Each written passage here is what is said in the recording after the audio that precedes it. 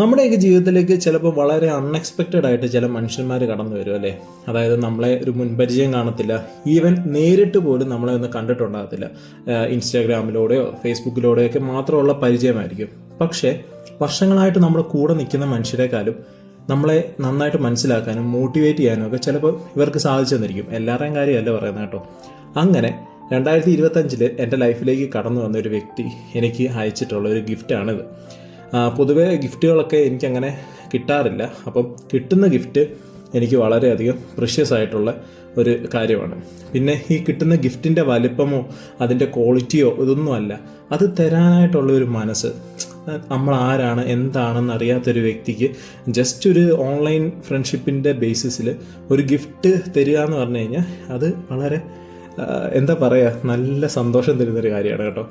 അങ്ങനെ എൻ്റെ 2026 ആദ്യത്തെ ഗിഫ്റ്റാണ് എനിക്കിന്ന് കിട്ടിയിരിക്കുന്നത്. ഇനി ആർക്കെങ്കിലും ഗിഫ്റ്റൊക്കെ അയക്കണമെന്നുണ്ടെങ്കിൽ പറഞ്ഞു വെച്ചാൽ മതി, ഞാൻ എൻ്റെ ഡീറ്റെയിൽസൊക്കെ തന്നേക്കാം കേട്ടോ. അങ്ങനെ 2026 ഫസ്റ്റ് ഗിഫ്റ്റ് കിട്ടി കേട്ടോ. അതും ഏറ്റവും ഇഷ്ടപ്പെട്ട സാധനങ്ങൾ വേണ്ടേ. പിന്നെ അറിയാമല്ലോ, ഇത് ഇഷ്ടമില്ലാത്ത ആരും ഈ കേരളത്തിലുണ്ടെന്ന് എനിക്ക് തോന്നുന്നില്ല.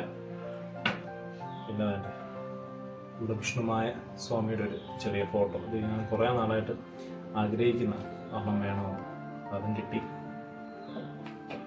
പിന്നെ ഓഫ്കോഴ്സ് ചോക്ലേറ്റ്.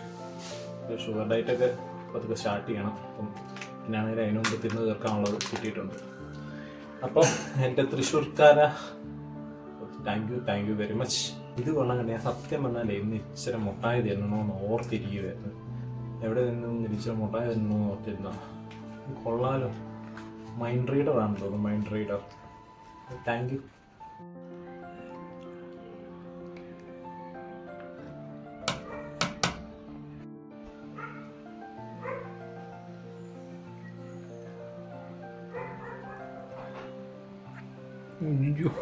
മുട്ടത്തെ ടേസ്റ്റ് കേട്ടോ, മുട്ടിൻ്റെ ടേസ്റ്റ് പ്രാവശ്യത്ത്.